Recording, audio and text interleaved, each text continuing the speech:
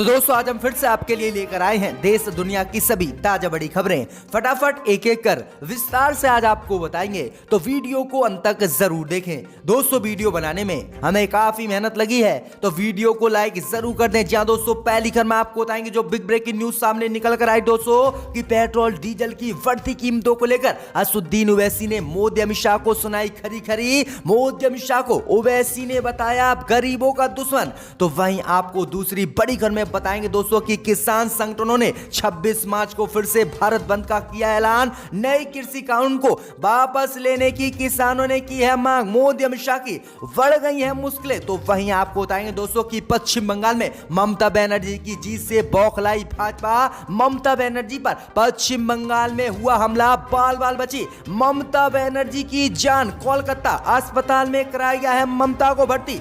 बड़ी अपडेट आ रही है बंगाल से। तो वहीं आपको बताएंगे दोस्तों कि ईवीएम के खिलाफ सिद्धू ने खोला मोर्चा। बोले संस्थाएं कठपुतली हो गई हैं, इसलिए बैलेट पेपर से हो भारत में चुनाव। तो वहीं आपको बताएंगे दोस्तों कि असम में चुनाव से पहले भाजपा को लगा तगड़ा झटका। भाजपा के 2 विधायकों ने बीजेपी से दिया इस्तीफा, भाजपा पर लगाए हैं गंभीर आरोप। तो वहीं आपको बताएंगे दोस्तों कि मोदी अमित शाह की खुली पोल। मोदी सरकार 90 रेलवे स्टेशनों को बेचने की कर रही है तैयारी, जल्द बिकेंगे देश के 90 रेलवे स्टेशन। तो वहीं आपको बताएंगे दोस्तों कि अरविंद केजरीवाल ने दिल्ली में किया ऐलान, राम मंदिर बनने के बाद दिल्ली के सभी बुजुर्गों को मुफ्त में कराएंगे राम मंदिर के दर्शन। तो सभी खबरों को आपको एक एक कर बताएंगे दोस्तों, वीडियो को लाइक कर दें। इसी बीच बढ़ते दोस्तों अगली खबर की ओर जो बिग ब्रेकिंग न्यूज सामने निकल कर आई दोस्तों कि पेट्रोल डीजल की बढ़ती कीमतों को लेकर असदुद्दीन ओवैसी ने मोदी अमित शाह को सुनाई खरी खरी। मोदी अमित शाह को ओवैसी ने बताया गरीबों का दुश्मन। जी हां दोस्तों, आपको बता दें कि हैदराबाद से सांसद असदुद्दीन ओवैसी ने पेट्रोल डीजल की बढ़ती कीमतों को लेकर केंद्र की मोदी सरकार को खरी खरी सुनाई है और असदुद्दीन ओवैसी ने इसे सरकार की गरीबी बढ़ाने की योजना करार दिया है। दरअसल आपको बता दें कि असदुद्दीन ओवैसी ने पेट्रोल डीजल की बढ़ती कीमतों को लेकर मोदी अमित शाह पर निशाना साधा। असदुद्दीन ओवैसी ने कहा कि प्रधानमंत्री मोदी खुद गरीबी से उठकर आए हैं, लेकिन गरीबों को प्रधानमंत्री मोदी भूल गए। आगे असदुद्दीन ओवैसी ने कहा कि देश में पेट्रोल डीजल और गैस की बढ़ती कीमतें असल में मोदी सरकार की गरीबों की गरीबी बढ़ाने की योजना है। आगे असदुद्दीन ओवैसी ने कहा कि मोदी सरकार देश के 2 पहिया वाहन चलाने वालों से लेकर ट्रैक्टर और टैक्सी चलाने वाले ड्राइवरों की दुश्मन है। ओवैसी ने कहा कि सरकार कम से कम गैस की कीमतें कम करे ताकि महिलाओं का बजट ना बिगड़े। तो ये बड़ी अपडेट आई दोस्तों कि असदुद्दीन ओवैसी ने ये बड़े हमले आज मोदी सरकार पर देश में बढ़ते पेट्रोल डीजल के दाम को लेकर बोले हैं। इसी बीच पर तो दोस्तों अगली खबर की ओर तो कृषि कानून को लेकर किसान संगठनों ने 26 मार्च को फिर से भारत बंद का किया ऐलान। मोदी अमित शाह के छूटे पसीने। जी दोस्तों, आपको बता दें कि कृषि संबंधित नए कानून वापस लेने व एमएसपी को लागू करने को लेकर आंदोलनकारी किसानों ने एक बार फिर से भारत बंद का ऐलान कर दिया है, जिसके बाद मोदी अमित शाह की मुश्किलें बढ़ गई हैं। किसानों ने 26 मार्च को एक बार फिर से भारत बंद का ऐलान कर दिया है। आपको बता दें कि 26 मार्च को किसान आंदोलन के 4 माह पूरे हो जाएंगे। वहीं संयुक्त किसान मोर्चा ने कहा है कि निजीकरण व पेट्रोल डीजल के बढ़ते दामों के विरोध में किसान संगठन और ट्रेड यूनियन 15 मार्च को प्रदर्शन करेंगे। आपको बता दें कि दिल्ली के सिंगू बॉर्डर से लेकर टिकरी बॉर्डर पर यहां तक कि गाजीपुर बॉर्डर पर किसानों का जमावड़ा अभी भी है। पिछले साल 26 नवंबर को किसानों का दिल्ली कूच पंजाब हरियाणा से निकल के किसानों के जत्थे दिल्ली की तरफ कूच कर गए थे और जमकर वह जबी से विरोध प्रदर्शन दिल्ली की सीमाओं पर कर रहे हैं। लेकिन मोदी सरकार ने अभी तक कृषि कानून वापस नहीं लिए हैं। अब इसी को लेकर 26 मार्च को एक बार फिर से पूरे देश का बंद करने का किसानों ने ऐलान कर दिया है। किसानों ने कहा है कि इस बार ना ट्रैक्टर चलेंगे ना कोई वाहन चलेगा, हर चीज बंद रहेगी, यानी सब कुछ बंद करने का एक बार फिर से किसानों ने ऐलान कर दिया है, जिसके बाद मोदी अमित शाह की मुश्किलें बढ़ गई है। किसानों ने कहा है कि जब तक कृषि कानून वापस नहीं होंगे ऐसे ही हमारा आंदोलन जारी रहेगा। इसी बीच में तो दोस्तों अगली खबर की ओर तो पश्चिम बंगाल में ममता बनर्जी पर हुआ हमला, बाल बाल बची ममता बनर्जी की जान। जी दोस्तों, आपको बता दें ये बड़ी खबर सामने निकल कर आई दोस्तों कि पश्चिम बंगाल के नंदीग्राम विधानसभा सीट पर चुनाव प्रचार करने आई ममता बनर्जी पर हमला हो गया है और ममता बनर्जी की जान बाल बाल बची है। वहीं आपको बता दें कि हमले के बाद ममता बनर्जी को कोलकाता अस्पताल में भर्ती कराया गया है। दरअसल आपको बता दें कि ममता बनर्जी नंदीग्राम विधानसभा सीट पर प्रचार करने आई थी और इस दौरान उन पर हमला हुआ। इसी के दौरान वह घायल हुई और ममता बनर्जी को आनन फनन में कोलकाता अस्पताल में भर्ती कराया गया है। वहीं आपको बता दें कि ममता बनर्जी ने हमले का आरोप लगाया है। ममता बनर्जी ने आरोप लगाया है कि मुझे साजिश के तहत पश्चिम बंगाल की नंदीग्राम विधानसभा सीट पे चुनाव प्रचार के दौरान गिराया गया। ममता बनर्जी ने कहा है कि मुझे पीछे से किसी ने धक्का दिया। ममता बनर्जी का कहना है कि किसी ने जानबूझकर मेरे पैर को कुचला और मेरे पैर पर गाड़ी चढ़ा दी। किसी ने भीड़ के बीच ऐसा क्या है। आगे ममता बनर्जी ने कहा है कि भीड़ के बीच ऐसा हुआ है। ममता बनर्जी को तुरंत ही कोलकाता ले जाया गया है। ममता बनर्जी नंदीग्राम से कोलकाता जा रही थी, वह ग्रीन कॉरिडोर के जरिए उन्हें ले जाया गया है। तो ये बड़ी अपडेट आई। वहीं आपको बता दें कि चुनाव आयोग ने पश्चिम बंगाल पुलिस से इसको लेकर रिपोर्ट भी मांगी है। तो बड़ी अपडेट आई दोस्तों कि चुनाव से पहले ममता बनर्जी पर ये बड़े हमले हुए हैं। ममता बनर्जी को लोग मारना चाहते हैं। तो ये बड़ी अपडेट आ रही दोस्तों। इसी बीच बता दोस्तों अगली खबर की ओर। तो अब ईवीएम के खिलाफ सिद्धू ने खोला मोर्चा। बोले संस्थाएं कठपुतली हो गई हैं, इसलिए वैलिड पेपर से हो चुनाव। जी दोस्तों, आपको बता दें कि देश में जब भी चुनाव होते हैं तब ईवीएम का मुद्दा उठाया जाता है। इसी महीने देश के 5 राज्यों में विधानसभा चुनाव के लिए मतदान होने वाला है। उससे पहले एक बार फिर से कांग्रेस ने ईवीएम के मुद्दे पर भाजपा को घेरना शुरू कर दिया है। दरअसल आपको बता दें कि पंजाब विधानसभा में पूर्व कैबिनेट मंत्री नवजोत सिंह सिद्धू ने चुनाव में मतदान के लिए इस्तेमाल की जा रही ईवीएम मशीन पर सवाल खड़े किए हैं।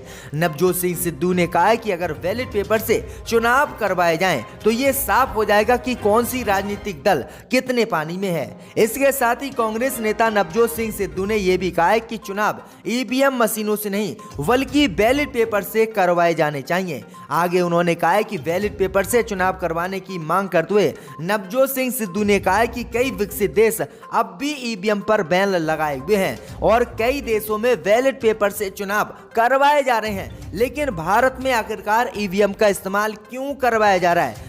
इसी दौरान कांग्रेस नेता नवजोत सिंह सिद्धू ने भाजपा पर निशाना साधते हुए कहा है कि भाजपा कुछ ही सालों में कुछ संस्थाओं को कठपुतली बनाए हुए है और जो वह कहते हैं वही वह संस्थाएं करती हैं, इसलिए ईवीएम की जगह बैलेट पेपर से मतदान 5 राज्य में कराए जाए। तो ये बड़ी अपडेट आई दोस्तों कि ईवीएम के खिलाफ अब भाजपा के खिलाफ सिद्धू ने मोर्चा खोल दिया है। इसी बीच बता दोस्तों अगली खबर की ओर। तो दिल्ली में केजरीवाल ने किया ऐलान, दिल्ली के सभी बुजुर्गों को मुफ्त में राम मंदिर के दर्शन कराएगी केजरीवाल सरकार। जी हां दोस्तों, आपको बता दें कि दिल्ली विधानसभा में अभिभाषण पर चर्चा के दौरान मुख्यमंत्री अरविंद केजरीवाल ने बड़ा ऐलान दिल्ली वासियों के लिए किया है।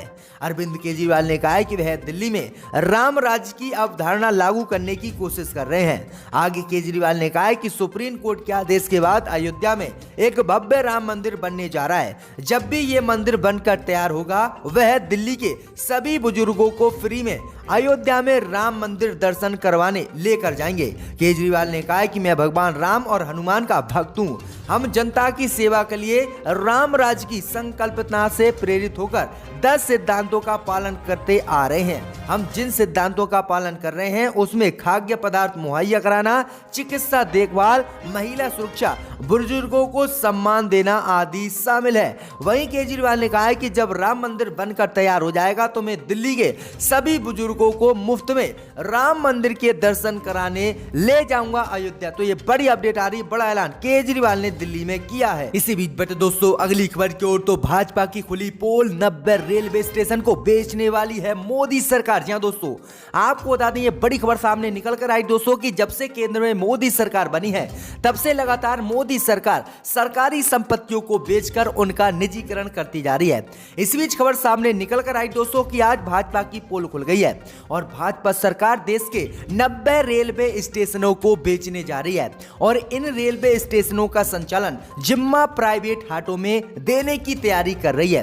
दरअसल आपको बता दें कि मोदी सरकार ने 2019 में एक रेलवे से कमेटी बनवाई थी। इस कमेटी की यह जिम्मेदारी थी कि सरकार 150 ट्रेनों और 50 रेलवे स्टेशनों को बेचेगी और निजी हाथों में सौंपेगी। इसके बाद मोदी सरकार ने आज फिर से ऐलान कर दिया है कि देश के 90 रेलवे स्टेशनों का संचालन प्राइवेट हाथों में दे दिया जाएगा और 90 रेलवे स्टेशनों को मोदी सरकार देश में बेचने जा रही है। तो ये बड़ी अपडेट आ रही दोस्तों। इसी बीच बटे दोस्तों अगली खबर की ओर, तो असम में चुनाव से पहले भाजपा को लगा तगड़ा झटका, 2 विधायकों ने भाजपा के दिया इस्तीफा। जी हां दोस्तों, आपको बता दें ये बड़ी खबर सामने निकल कर आई दोस्तों कि असम में विधानसभा चुनाव में टिकट नहीं मिलने से नाराज भाजपा के 2 विधायकों ने पार्टी से बुधवार को इस्तीफा दे दिया है।